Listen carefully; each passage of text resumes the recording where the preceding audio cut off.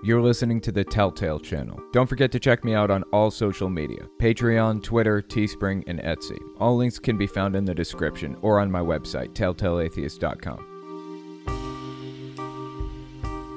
Should parents be allowed to brainwash their kids? Most people would say no, but where is the line between instilling values and brainwashing? A Canadian judge ruled that a Christian dad who wants gays executed isn't allowed to brainwash his kid. We're going to take a look at the line between constructive beliefs and destructive beliefs. Faith Leaks, a WikiLeaks for religion, leaked 74 Jehovah's Witness convention videos to the public. And of course, Jehovah's Witnesses sued Faith Leaks after the release. They claimed copyright infringement. We're going to take a closer look at the case and see where it stands as of now. Kenneth Copeland, aka Satan Incarnate, blows the wind of God at COVID-19, thus destroying it forever. Well, this was on April 5th. It's still here, so I guess God didn't hear him. And he apparently didn't hear Copeland's declaration any of the 3 times he's tried this. Let's take a look at Copeland's claims and see if they have any legitimacy. Before we take a look at all that, let's listen to some voicemails. Don't forget, if you want to call in and leave a voicemail, the number is 1-800-701-8573. Hey, this is Owen. If you're comfortable, leave your first name and state at the sound of the tiny truck backing up. Hey Owen, I've been talking to some Mormon missionaries, and I'd like to know some evidence that would convince a scientist that Mormonism is wrong.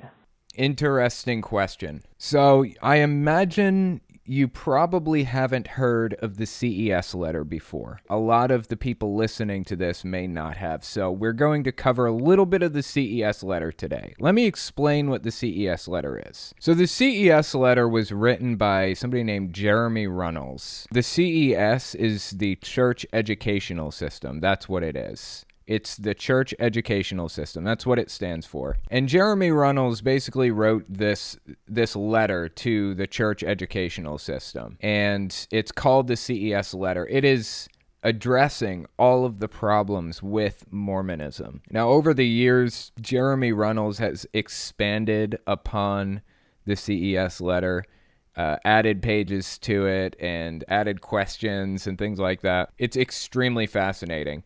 It's got a bunch of different sections. The Book of Mormon, problems with the Book of Mormon, the Book of Mormon's translation, first vision, the Book of Abraham, polygamy and polyandry, prophets, Kinderhook plates and translator claims, testimony and spiritual witness, priesthood restoration, witnesses, temple and Freemasonry, science, other concerns, conclusion, sources and notes, and the epilogue. I figured we'd just take like a look at just basically one section for the moment, and maybe 2, and see what they have to say. Let's look at the Book of Abraham.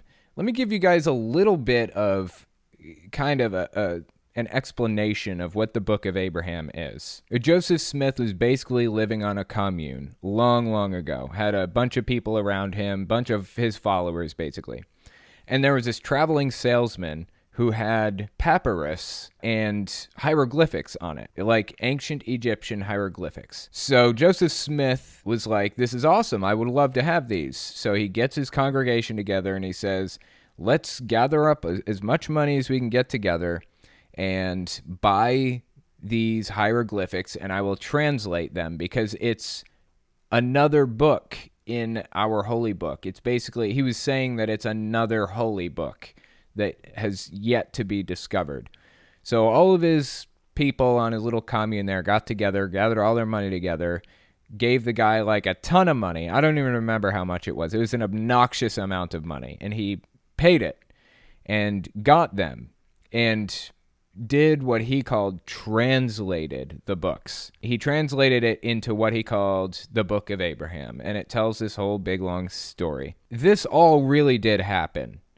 So the question is, like, this isn't made up, as in, you know, he claims he found some gold plates in the back of his yard, but nobody's allowed to see the plates, blah, blah, blah. This actually did happen. A traveling salesman really did bring this stuff to him. So he, quote unquote, translates the Book of Abraham. Then he donated the hieroglyphics to a museum, and the museum burned down in the late 1800s. So we lost the hieroglyphics. We didn't know what it said. But come to find out, we found those hieroglyphics in the back of another museum not long ago. We know that it's the hieroglyphics that Joseph Smith had because he was basically releasing the quote-unquote translations in his newspaper, like his newsletter that he sent around to everybody. And he drew facsimiles of what the hieroglyphics looked like. And we compared the facsimiles to the actual real hieroglyphics, and they match up. The Mormon Church even acknowledges, yeah, these were the originals. Now the question is, did they really say what Joseph Smith claimed they said? Was it actually the Book of Abraham? Or was he completely making it up? The answer is, he was completely making it up. It was completely fabricated. And the Mormon Church, having acknowledged that this was, in fact, what Joseph Smith was quote-unquote translating from, had to come up with an explanation for why our Egyptologists have a different translation of what these things said than Joseph Smith. And their explanation for why Joseph Smith was so far off from what it actually said is because he wasn't translating exactly, he was interpreting. So, we know the language, but God had Joseph Smith basically interpret a completely different message from this. It's a completely absurd story. I don't know how anybody could possibly believe this if they weren't already brainwashed into it. But anyway, the point here is the CES letter has a whole section on the Book of Abraham and the problems with it. So I figured we'd just give the Book of Abraham a little read and see what it says. Before I continue, though, let me just address the voicemail question. Let me just play the voicemail one more time. Hey, Owen. I've been talking to some Mormon missionaries, and I'd like to know some evidence that would convince a scientist that Mormonism is wrong. Okay, proving a negative is not really easy to do. Nearly impossible, because you can say, look, we have evidence right here that you're wrong, and they can just kind of change the story. They can just twist it around a little bit and move it around and say, well, there's your explanation. They just keep moving the goalpost. We have factual claims that the Mormon Church makes, and we can prove those factual claims wrong. But every time we do, which we have, read the CES letter, the Mormon Church moves the goalpost or changes it and says, oh, it was all based on a misunderstanding. You just misunderstood what we were saying, or we misunderstood what Joseph Smith was saying, or some other thing like that. So when you ask a question like that, you have to keep that in mind. But I will give you some information on why the Mormon Church is incorrect about some things. This is a pretty long book. I think it's 114 pages long, so anyway, all that being said, let's just take a quick glance at the Book of Abraham. None of the characters on the papyrus fragments mentioned Abraham's name or any of the events recorded in the Book of Abraham. Mormon and non-Mormon Egyptologists agree that the characters on the fragments do not match the translation given in the Book of Abraham, though there is not unanimity, even among non-Mormon scholars, about the proper interpretation of the vignettes on these fragments. Scholars have identified the papyrus fragments as parts of standard funerary texts that were deposited with mummified bodies. These fragments date to between the 3rd century BCE and the 1st century CE, long after Abraham lived. So here's the first one. Originally, Joseph claimed that this record was written by Abraham by his own hand upon papyrus, a claim still prominent in the heading of the Book of Abraham. This claim could not be evaluated for decades, as many thought the papyri were lost in a fire. The original papyrus, or papyrus, maybe it's papyrus, the original papyrus Joseph translated has since been found, and as stated in the Church's July 2014 translation and historicity of the Book of Abraham essay, scholars have identified the papyrus fragments as parts of standard funerary texts that date to between the 3rd century BCE and the 1st century CE, long after Abraham lived. We know this is the papyrus that Joseph Smith used for translation because the hieroglyphics match in chronological order to the hieroglyphics in Joseph's Kirtland Egyptian papers, which contains his grammar and alphabet of the Egyptian language. Additionally, the papyrus were pasted onto paper which have drawings of a temple and maps of the Kirtland, Ohio area on the back, and they were accompanied by an affidavit by Emma Smith verifying that they had been in the possession of Joseph Smith. So right here we have an issue. Joseph Smith claimed that it was recorded by Abraham, by his own hand, upon papyrus. It wasn't. It just straight up was not. We know this for a fact, and the Mormon Church has basically admitted to that at this point. Explain it. Explain that to us. We need to understand this. This is a massive, major flaw in your theology. Not only is it simply not true, so we don't just want to throw the book out. We can't just throw that one book out. Fine, that's completely made up. That's fabricated. I'm sure we can all agree on that now. But you can't just throw that book out because you know Joseph Smith is a con man now. The guy lied. We know the guy lied about this. What else did he lie about? That's a serious question that needs to be answered here. Let's look at the second one. Egyptologists have also since translated the source material for the Book of Abraham and found it to be nothing more than a common pagan Egyptian funerary text for a deceased man named Hor, around 1st century CE. In other words, it was a common breathing permit that the Egyptians buried with their dead. It has nothing to do with Abraham or anything Joseph claimed in his translation for the Book of Abraham. The church admits this in its essay. The graphic below shows the rediscovered papyri placed on top of facsimile 1. The red circles denote the filled-in sections of facsimile 1 that respected modern Egyptologists say is nonsense. This is extremely fascinating. If you're listening to the podcast, I'll try to describe it as best I can. If you're looking at it on the YouTube channel, you'll see that they basically have missing pieces. It's like it kind of disintegrated in parts and some of it fell off. So there was a drawing of a picture of a couple of people and a bird and things like that, and parts of the drawing fell apart. Well, we have the full and complete drawing.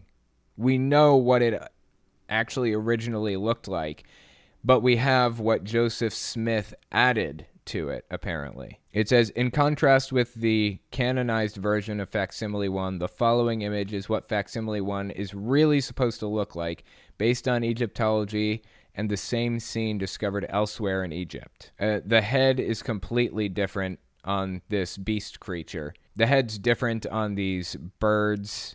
One of the birds doesn't even exist. He replaced the bird with a knife. It's completely different from what we know it to be. So Joseph Smith kind of added in what was missing and got it straight up wrong. He got it wrong. He got it incorrect. He lied. He claimed that this was the original and God told him it was. And here we are. It's just incorrect. We know that for a fact. How do you answer that? How do you grapple with that? That is my question. Joseph Smith's interpretation of the Book of Abraham, quote unquote, as compared to modern Egyptological interpretation. Joseph Smith's interpretation, the angel of the Lord. The modern interpretation from experts, the spirit or Ba of Hor, the deceased fellow. So Joseph Smith translated it as the angel of the Lord. Modern Egyptologists translated it as the spirit of Hor, the deceased fellow. Joseph Smith translated something as Abraham fastened upon an altar. Modern Egyptologists translated it as the deceased. His name was Hor. Are you guys seeing the problems here with this? I'm sure you're all beginning to see a trend here, right? Joseph Smith just completely fabricated this. He just made this shit up. Joseph Smith did not understand hieroglyphics. Dude could barely read English. He could not speak another language, let alone read these drawings and understand what they were talking about. God was supposed to have been giving him this information, translating it for him. So what happened? Where was the hang-up? Was Joseph Smith not actually talking to God? Where was the hang-up? Can you guys hear the thunder? Just take a sippy McSipperton of my coffee here, wait for it to clear away.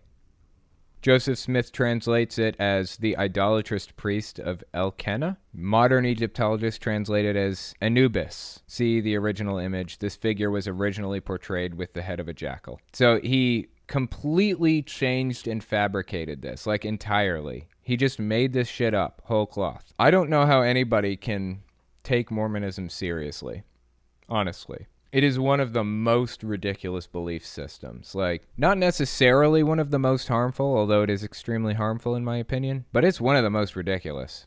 Next to Scientology. I would say, in terms of absolutely most ridiculous belief systems that are thriving today, I would say Scientology, then Mormonism. I hesitate to list Jehovah's Witnesses as a third because there are still crazier belief systems out there than Jehovah's Witnesses. I mean, Heaven's Gate was out there, but they're not really thriving today. They're not really growing or anything. Kind of a dead religion at this point. There was one more section I wanted to look at. I wanted to take a look at the DNA analysis section. The Mormon Church made the claim originally, Joseph Smith made the claim originally that Native Americans were descendants of Israelites who came over to America by boat. And there's a really interesting story about how they got here. They used stones that Jesus touched and put them on the front of their boats to guide them at night, because when Jesus touched them, it made them glow. So they saw at night to sail by the light of these stones that Jesus touched. Anyway, point here is they claimed that Native Americans are the descendants of Israelites who came to America. That is an objectively verifiable claim, right? We have DNA testing. We can test Native American DNA and see, are any of them descendants of Israelites? Are there any tribes at all that descended from Israel? So let's read this section here and see what it says. DNA analysis has concluded that Native American Indians do not originate from the Middle East or from Israelites, but rather from Asia. Why did the Church change the following section of the introduction page in the 2006 edition Book of Mormon shortly after the DNA results were released? It used to say, the Lamanites, and they are the principal ancestors of the American Indians. Now it says, the Lamanites, and they are among the ancestors of the American Indians. That's called backpedaling. The Church conceded in its January 2014 Book of Mormon and DNA Studies essay that the majority of Native Americans carry largely Asian DNA. The Church, through this essay, makes a major shift in narrative from its past dominant narrative and claims of the origins of the Native American Indians. Here's another one. Anachronisms. Horses, cattle, oxen, sheep, swine, goat, elephants, wheels, chariots, wheat, silk, steel, and iron did not exist in pre-Columbian America during the Book of Mormon times. Why are these things mentioned in the Book of Mormon as being made available in the Americas between 2200 BC and 421 AD? Unofficial apologists claim victories in some of these items, but closer inspection reveals significant problems. It's been documented that apologists have manipulated wording so that steel is not steel, sheep become never domesticated bighorn sheep, horses become tapirs, etc. The point behind this is that the Mormon Church is completely, verifiably full of shit. We know for a fact that the things that they're claiming right now, there are some things that the Mormon Church claims right now that are objectively false. And there are things in the past that they've claimed that are objectively false that they've flipped on. We need answers to these questions, and there are 114 pages of the questions, so get to work, Mormons. When we come back, we're going to take a look at an article about a judge ruling that a parent can't brainwash their kid with extremist propaganda. So give us 30 seconds, and we'll be right back. You're listening to the Telltale Channel. Don't forget to check me out on all social media: Patreon, Twitter, Teespring, and Etsy. All links can be found in the description or on my website, telltaleatheist.com.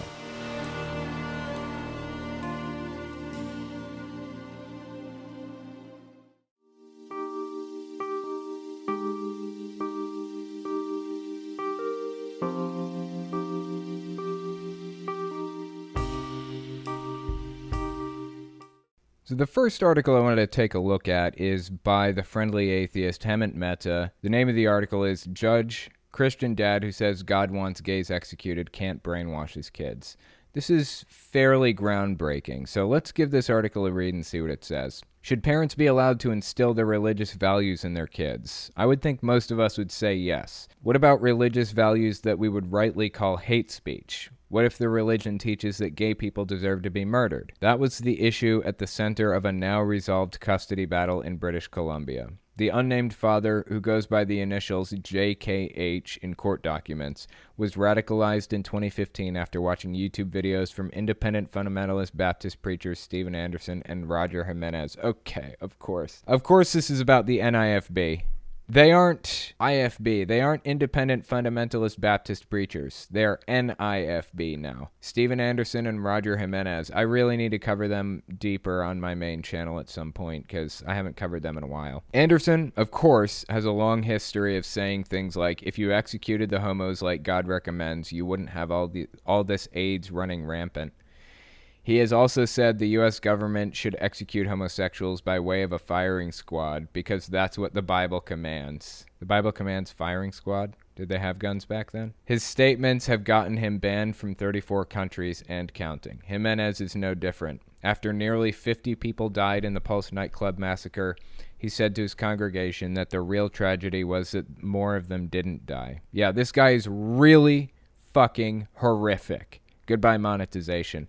I feel like this is an important enough subject to just say what needs to be said, though. So back to JKH. He's watching these videos beginning in 2015. He buys into their hate speech. It's not just the anti-gay stuff either. He's saying those IFB preachers are also anti-women. It's not IFB. IFB's bad enough. This is NIFB, New Independent Fundamentalist Baptists. This is a more extreme branch off of IFB. This group is very malicious and ugly and out for blood. It is a death cult. I do not say that lightly. It is one of the most extreme groups I have ever covered. I'll just leave it at that. It's one of the most extreme groups. I'll stick with that because I've covered some pretty extreme ones. Anyway, continuing on with what this says. Those NIFB preachers are also anti-women. They practice a form of complementarianism that leaves little room for women to have their own careers or much of a life outside the home. A wife's job is to obey her husband, end of story. JKH says that even if his religious views seem extreme, he doesn't personally promote violence. Anderson and Jimenez would say the same thing. They want the government to execute gay people, but they insist they would never personally pull the trigger. I think that they'd say that they would personally pull the trigger as long as they were within the legal bounds. I think that they're trying to stay within legal bounds if at all possible, but say the most horrific shit they can in the meantime. Tommy McMurtry said this. If you guys watch Mr. Atheist, you'll probably know these people, these names. Steven Anderson, Tommy McMurtry, Roger Jimenez, and others. You'll know these names. Tommy McMurtry famously said that gay people belong 6 feet under. He wants to put them where they belong. That kind of thing. That's the kind of rhetoric that you're dealing with. They barely border on the edges of legal speech. I don't know what the bounds are for free speech exactly or how it relates to this, but they operate right on the fringes of it, right on the edges of it. But I got to thinking to myself, like, law isn't the thing that determines morality. The two things are completely unconnected from each other, morality and law. I mean, law tries to follow morality if possible, but it doesn't. So my question to myself is, I know that right now, ostensibly, they're operating within the bounds of free speech. Morally speaking, is it right for them to talk about killing gay people or want to express an interest in killing gay people? And the answer is no, I don't think so. Now, it doesn't mean I think they should be jailed for it, but it does mean that I'm willing to take their platform away. A while back, Teal Swan was holding an event, and I had the opportunity to deplatform her if I chose to. It was presented to me like, do you want to take part in this? Do you want to try to take her down? And I thought about it, and I decided, yes, I do want to see Teal Swan taken down. Just her rhetoric is harmful. Her beliefs are harmful. She's toxic. She's a cult leader. I don't want her to have this leadership position, but I decided not to deplatform her because she isn't actually actively talking about committing violent acts. There is a line for me, a moral line, and it's a difficult line to find sometimes, but pretty much for me, the line is, are they actively talking about and promoting violence against a group of people? Teal Swan was not, at least at the time. The NIFB is, and has been, and will continue more than likely. So I have no moral qualms with deplatforming the NIFB. But I take deplatforming very seriously, and I don't just do that for anybody. Anyway, the point here is this group is very extreme, and I am willing to work against this group to the best of my ability. Anyway, let's continue reading here. In 2018, JKH and his wife AJH, a fellow Christian, decided to get separated in large part because of their religious differences. That's surprising. I think the NIFB takes divorce very, very seriously. She didn't buy into the hate speech. Okay, that's a plus. That left the question of how they would handle the religious decision-making when it comes to their 3 kids, ages 5, 4, and 2. That's rough. I could be wrong. I believe the NIFB is also part of the Quiverful movement, which basically, it's the same thing that the Duggars are part of. You guys know the Duggars, 18 Kids and Counting, that TV show. It's basically this religious movement where you're not supposed to ever use birth control. You just have kid after kid after kid, and not good. So I'm honestly surprised that they stopped at just 3 kids. Maybe they hadn't been married long enough for more than that. They could have been married for a solid 5 to 6 years if they did things just right. They could have been married for 5 to 6 years with 3 kids. AJH told the court she did not want JKH to have any say in their religion because she didn't want his hateful views influencing their children. That left the issue to the courts. Yesterday, Chilliwack Provincial Court Judge Kristen Mundstock, wow, what a name, Kristen Mundstock, handed down her decision. The mother would get to make all religious decisions for the kids, not out of religious discrimination against the father, but because the kids would become social outcasts if they adopted his views. And it's her job, according to Canadian law, to make these kinds of decisions solely in the best interest of the children. That's extremely fascinating. I don't know that I agree with her reasoning on that, but I don't know. What a complicated situation. Here's a quote. The father's religious views are antisocial and will cause the children to be unable to get along with a large number of people. The children will find themselves in the same position socially as the father. The father was very clear in his testimony that his religious beliefs cause him to be unable to get along with a lot of people. For these reasons, I find it would not be in the best interest of the children for the father to make decisions respecting their religious and spiritual upbringing. She added that JKH would not get alone time with the kids either, because he basically said if the kids were with him, he would preach his Christian hate to them, no matter what the court said. Instead, he'll get 2 hours a week with them in a neutral location with the mother also present. That makes sense. This bit about not allowing him to be alone with them because he has expressed that he's going to violate court orders. If the other person expresses, I'm going to violate court orders, I see no issue with them limiting it to unsupervised visitation. Let's continue reading here. All of this is the best possible outcome for the kids. They don't deserve to have their lives destroyed just because a Christian extremist wants to indoctrinate them to hate certain groups of people. It's not the responsibility of any court to get in the way of anyone practicing their religion. And that's not happening here, since the father will get to spend as much time as he wants inside his Christian cult. But his kids aren't old enough to make that decision for themselves. They shouldn't be affected by his irresponsible and dangerous beliefs. Wow, man, this is complicated. This is really fucking complicated. I agree with the decision, but not the reasoning behind it. The reason the judge chose to not send the kids to the father and let him brainwash them is because she didn't want them to be social outcasts. Oh, that's rough. I don't think that should have any bearing on the decision, the social outcast thing. God, what a tough situation. All things considered, I'm glad things played out the way they did, but I just wish that there were better reasons for it.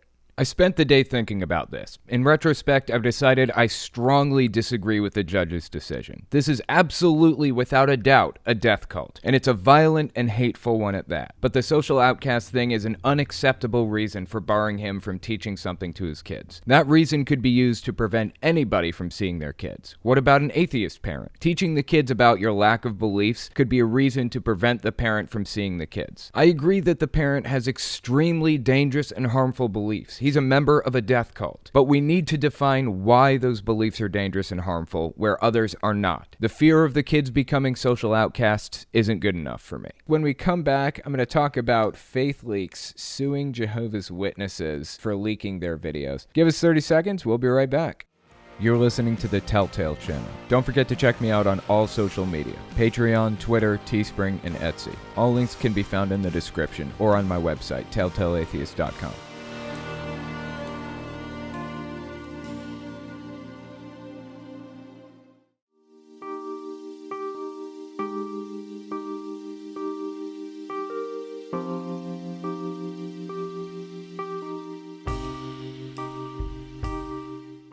So the next article I wanted to take a look at is, again, by The Friendly Atheist. The title is Jehovah's Witnesses Sue Owners of Faith Leaks for Posting 74 Convention Movies. This was written by Hemant Mehta on the Friendly Atheist website. So let me give you guys just a quick, short background of how this operates, so you have an idea of, like, kind of how these videos fit into Jehovah's Witnesses' religion more generally. When I was a little kid, we would have these 3 conventions every year. We would have the special day assemblies one day on Sundays, and it's, 10 congregations maybe of Jehovah's Witnesses all get together, about 500 people, get together in an arena, and we have a little convention where there are baptisms and 8 hours of talks, of actual sermons up on the podium, and hanging out with people from neighboring congregations and things like that. Then we'd have the circuit assembly, which was 2 days, Saturday and Sunday. There, again, would be baptisms. There would be 8 hours per day of sermons, hanging out with fellow Jehovah's Witnesses. But I believe on Saturday, we would have the baptisms, and on Sunday, we'd have something called the drama. Bear in mind, this was 15 years ago when I was a little kid, basically, in the religion. Then we had another assembly called the District Assembly. It was probably 10,000 Jehovah's Witnesses, all of them in a tri-state area. It would be 3 days, Friday, Saturday, Sunday.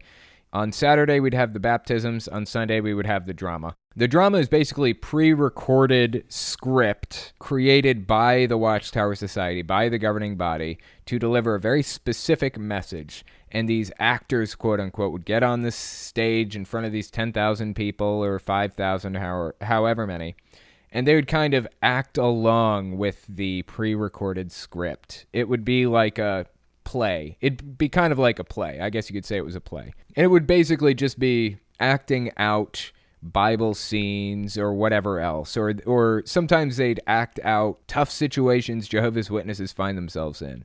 Like, getting bullied at school for being a Jehovah's Witness or whatever. Feel-good messages, that kind of thing. So after I left Jehovah's Witnesses, I've come to hear that they kind of replaced the dramas with videos. They play videos at these conventions. And we've played some of the videos on my channel before, actually. The bunker videos, if you guys have been watching my channel for a while, you'll know the bunker videos. They played those at, I think, 2016 or 2017 convention of Jehovah's Witnesses. So Faith Leaks got a hold of 74 convention videos that Jehovah's Witnesses were going to be playing at their conventions. And I guess Jehovah's Witnesses didn't like that they released them to the public. So let's give this article a read and see what it says about it. The Watchtower Bible and Tract Society of Pennsylvania, which oversees the Jehovah's Witnesses, is suing the Truth and Transparency Foundation and its founders Ryan C. McKnight and Ethan G. Dodge, alleging copyright infringement. Of course, that's the only angle they can come at it from. The witnesses say they created 74 original motion pictures and have copyrights on them, but those movies were obtained and uploaded to faithleaks.org, a place where whistleblowers can anonymously submit material. The Truth and Transparency Foundation, run by the same people, then took that material, researched it, and published an investigative piece on the matter. All the movies came from the religious organization's annual convention, so the argument could be made that there was news value to reposting what JW believers around the world were being taught. Dodge explained that rationale this way. Before their removal, the videos received much analysis from ex-witnesses on various forums across the internet. Redditing, again, who published their own lengthy analysis of one video, argues that the videos simply deserve to be made public for the sake of criticism. Jehovah's Witnesses have thrived on controlling their own narrative for many years, discouraging outside research and discussion, said Redditing again, which is a username, I guess. He further stated that, while a speaker's ideas could be dismissed as personal thoughts, the videos are known by attendees to be directly from the organization. Further, by making these videos publicly available, opportunities given for open and unbiased discussion and criticism. 100% agree. Absolutely agree. This stuff needs to be public and needs to be able to be criticized. I covered veganism on my main channel forever ago. It got picked up by a bunch of vegans and just trashed and torn apart, and people called me all kinds of names. Did I go after them for copyright infringement? No. I don't give a shit. Let them take my video and chop it up and talk about it. That's 100% fine with me. Even if they're talking mad shit about me. That is really okay with me. I'm not going to try to go after anybody. I'm not going to be upset that anyone uses my words in one of their videos or uses one of my clips or whatever. Go nuts within the legal bounds of the law. That is really fine with me. I believe in the free flow of information. I have an Etsy store where I've designed 3D models of like retro game stands and stuff like that, and I sell them on my Etsy store, and that's how I live, by selling these stands. I have put the stands models up for download for free on basically a 3D modeling website, Thingiverse, because I believe in the free flow of information, even to my own detriment. No matter what, I think information should be free and widely available. I don't think it should be behind paywalls. I don't believe in any of this copyright infringement bullshit that Jehovah's Witnesses are trying to pull right now. There is such a thing as copyright infringement, and I feel like Jehovah's Witnesses are using it as a weapon in a dishonest way. Let me continue reading here. In other words, this was fair game. The Watchtower Society disagrees. According to their lawsuit, McKnight and Dodge personally participated in and supervised and directed the infringing acts described above. Indeed, they personally conceived of and directed and approved all key aspects of TTF's infringing activities. They were the moving force behind those infringing acts.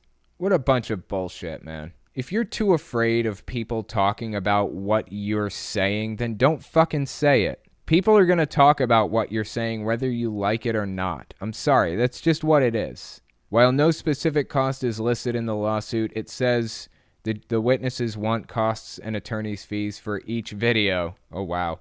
Even the ones with no real content. It also says, almost comically, that Watchtower has suffered and will continue to suffer irreparable injury, not fully compensable in monetary damages, and is therefore entitled to an injunction enjoining defendants from engaging in their infringing activities. They're just using copyright law as a weapon against people right now. That is it. I've never had an issue with it when somebody talks mad shit about me and uses clips from my videos to do it. They are perfectly within their legal rights to do that. If you can't take the heat, then don't dish it out, as far as I'm concerned. The Jehovah's Witnesses are apparently suffering because more people may have had a chance to watch their propaganda films.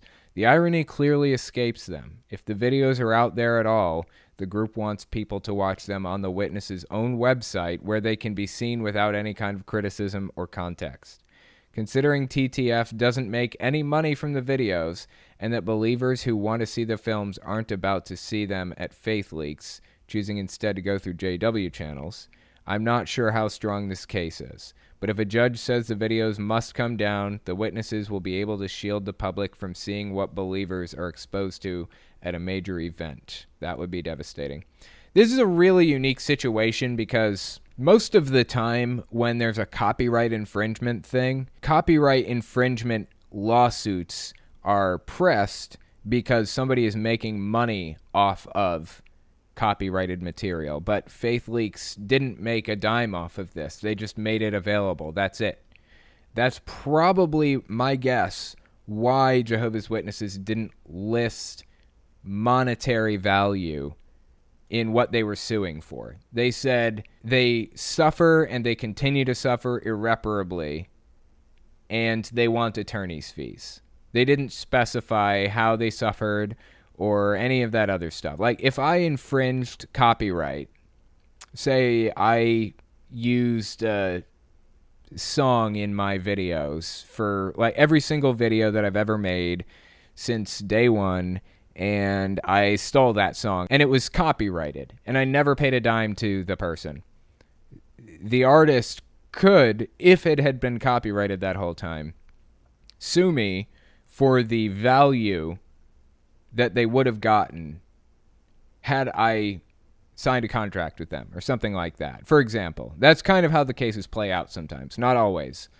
But that's most likely why Jehovah's Witnesses didn't list a monetary value. That would be my guess. Let's continue reading. For what it's worth, TTF's methods have been effective. In 2018, for example, leaked documents revealed how the witnesses were mishandling CSA. The difference is that we're no longer talking about leaked documents but propaganda films, and the content was uploaded by the owners themselves. It didn't fall in their lap. McKnight didn't respond to a request for comment last night. Jehovah's Witnesses are just using these fear tactics once again to go after people and try to ruin them, try to bring them down, try to scare them into silence. They historically have not really gone down this road. Historically, it's been Scientology taking these steps to try to intimidate people, but I guess Jehovah's Witnesses are learning from the best and implementing some of those tactics themselves. Tell you what, let's take a short break. When we come back, we're going to talk about Kenneth Copeland declaring the pandemic over for good again. Give us 30 seconds and we'll be right back. You're listening to the Telltale Channel. Don't forget to check me out on all social media: Patreon, Twitter, Teespring, and Etsy. All links can be found in the description or on my website, telltaleatheist.com.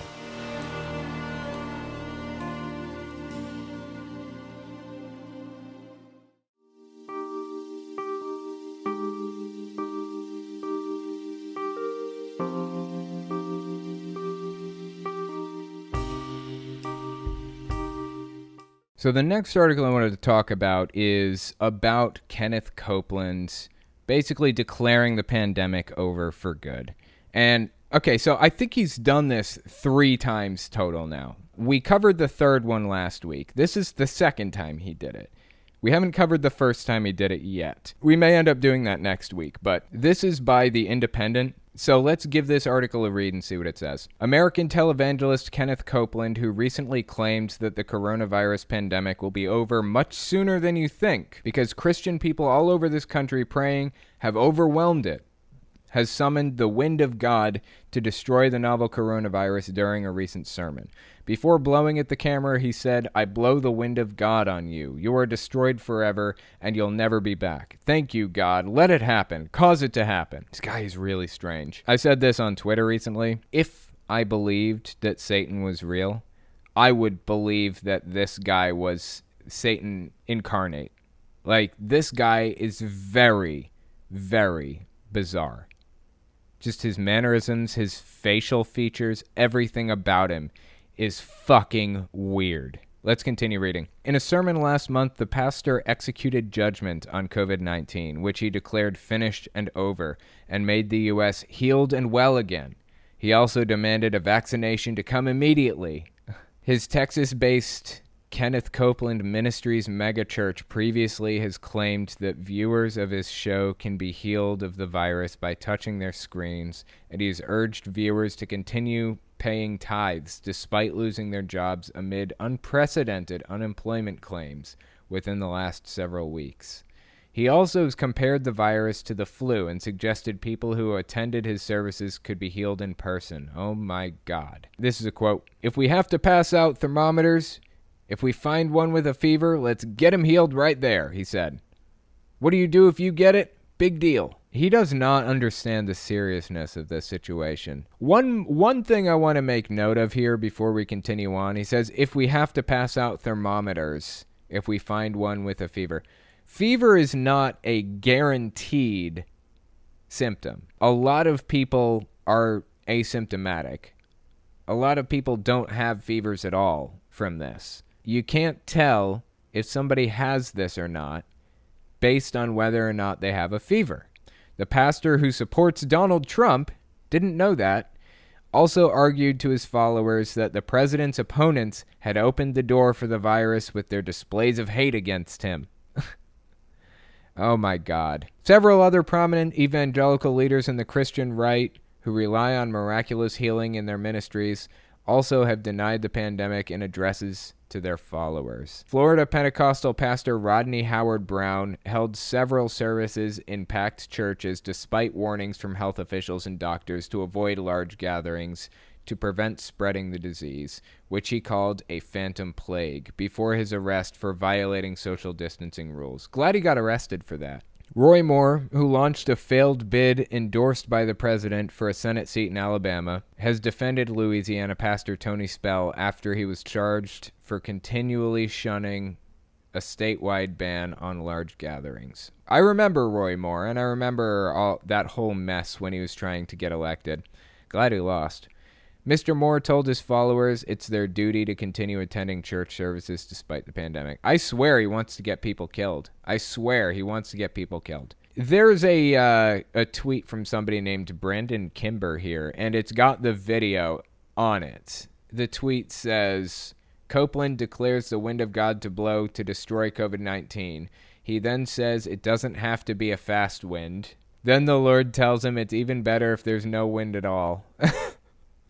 Let's watch the clip and see what's happening here. I blow the wind of God on you. You are destroyed forever. And you'll never be back. Thank you, our God. Let it happen. Cause it to happen. The wind of God.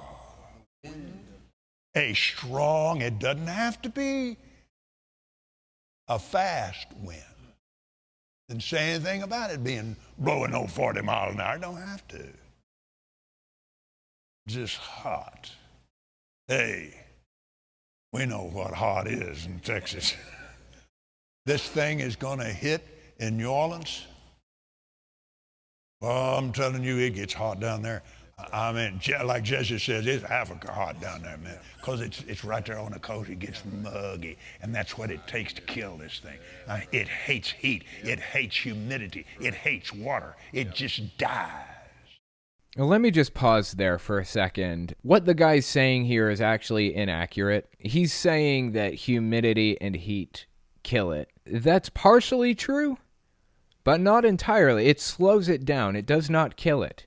So right now, what we're in the middle of is a worldwide pandemic. That's what we're dealing with at this immediate moment, right? That means it's in hundreds of countries. I think there are like 196 countries, or there were last I checked, or 192, somewhere in there. I think it's in like 180-something countries right now. It's like all over the world, right? There are all kinds of climates across the world. In Africa, New Zealand, the United States, China, South Korea, Greenland, Iceland, all of those other places, they're all dealing with this too. And they all have different climates. So yeah, humidity and heat do slow it down, but they don't stop it. Everybody's dealing with this right now, no matter how humid or hot it is. So his hope that humidity and heat are going to end it and we're just going to go back to normal is absolutely absurd. That's completely absurd. That's not going to happen. Anyway, let's continue listening. We've got about a minute of it remaining.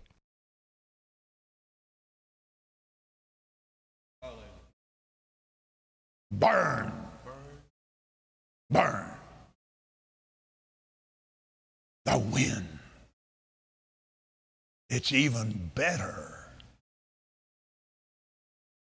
I just heard the Lord say this because I've witnessed it. It's even better if there's no wind at all. Because I want to tell you, yeah, you a California boy, you don't know much about this. But son, you ain't never seen hot until it gets hot in Texas. And it gets muggy down there in Houston and in New Orleans. And it gets, oh God, I can't even go outside. That's good. Stay in the house. Turn on the air conditioner and watch that demon die. Watch it die right in front of you. That was extremely disturbing. The guy is like,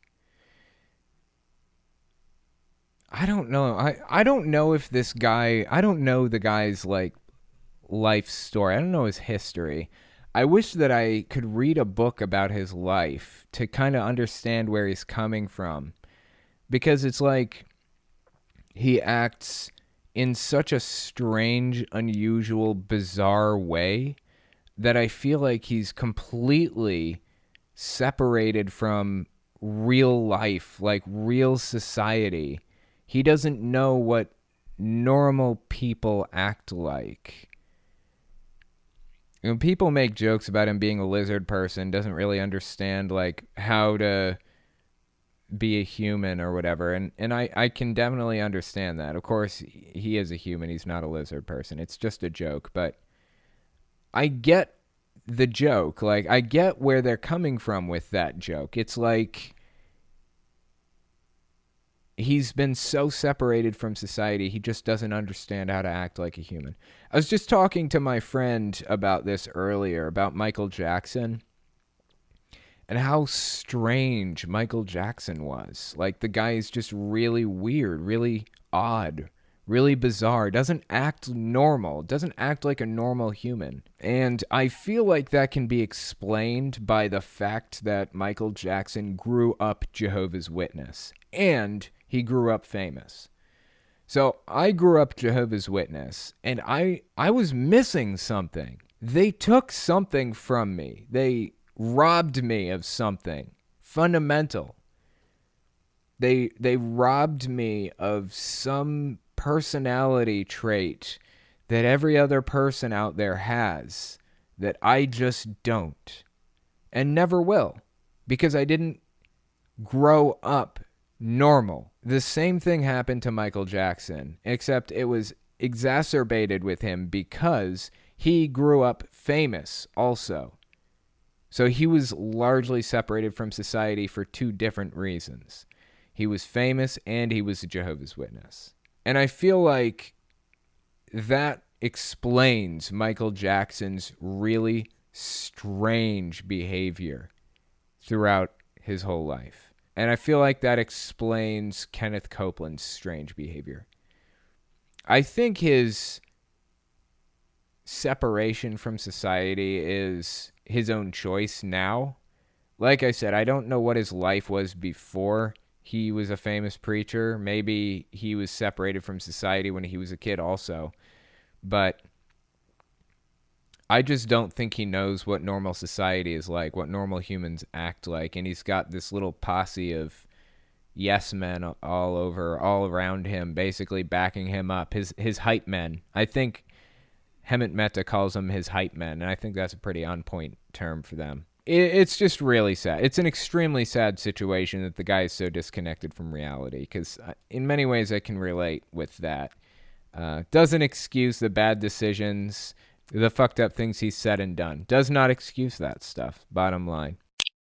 Let's take a look at some super chats. Everything is loading very slowly. Drives me absolutely goddamn fucking batty, the slowness at which it loads. Okay, Zolfner, I'm driving a word. I feel like I missed something. I wish I'd read that earlier. 903. It was right when the podcast started. Were you actually saying I'm driving a word? Like I'm a driving asshole? I don't know. We have little faith. Take a shot every time Owen says, interesting. Interesting. The Gatheist, you should do a series on the CES letter where you explain each part in detail. That would be awesome. That would be really awesome. I don't know how interesting it is, though. I feel like it's boring to people. It's extremely fascinating to me, the CES letter is, but I feel like it's boring to other people. Is NIFB racist? I don't know enough to say that definitively it's within their doctrine. Jacob Palermo, thank you for the super chat on that. I don't know well enough to say if it's a definitive part of their doctrine, but I would venture to guess that they lean closer to the white supremacist end of the spectrum, if that makes sense. I wouldn't be at all surprised to learn that the vast majority of their members are white supremacists. That's the type of people they hang around. So, Zolfner, I finally can grace you with my alcohol, Taco Bell, and my drunk attention. How's quarantine? I was trying to do it in the hills. I just got home. Dude, honestly, the fact that you just said Taco Bell makes me want to go get Taco Bell, and I really shouldn't go get Taco Bell because it's really late, but I really want Taco Bell, so I'm thinking about going and getting some Taco Bell. I don't know. It's on my mind right now. Thanks for the super chat. Lucifer LaFleur. I was raised Jehovah's Witness. I remember watching one of your older videos a long time ago, being shocked at your bitter apostate lies. I even prayed for you. Now I'm giving you money to keep it up. Thank you. That's awesome, man. I love it. That is fantastic. I'm so glad to hear that. Oh, man, that's awesome shit. Thank you for that. I'm so glad that you found your way out and that you were like praying for me and everything. That's like a success story right there. So thank you. I absolutely love it. Zolfner, Kenneth Copeland is a national treasure. No, he's a piece of shit, man. What are you talking about? Kenneth Copeland is a nutcase, dude. He is a total nutcase. All right, guys, I'll tell you what. That's where I'm going to end it for the night. Thank you guys for coming, and I will talk to you next week. If you like what I do and you want to make sure I can continue to do it, you can support me in a few ways. First, you can support me on Patreon. That's probably the best way. But if you want to get something back for your support, you can check out my Teespring. I sell all kinds of shirts and stickers and stuff on there. Second, you can support me by checking out my Etsy store. I sell 3D printed stands for every system, from the original Nintendo to the Xbox One. And finally, if you want to support me in other ways, you can check me out on my other channels. I have the podcast channel, which is where I talk about whatever's on my mind. Politics, social issues, whatever. You can also find it everywhere podcasts can be found. Or you can check out the videos on my main channel where I focus on destructive cults. As it is with most channels these days, I rely on the support of viewers like you to keep my channel alive, so sharing my work is extremely helpful. Anyways, check me out in all those places if you haven't already. Thanks for listening, guys.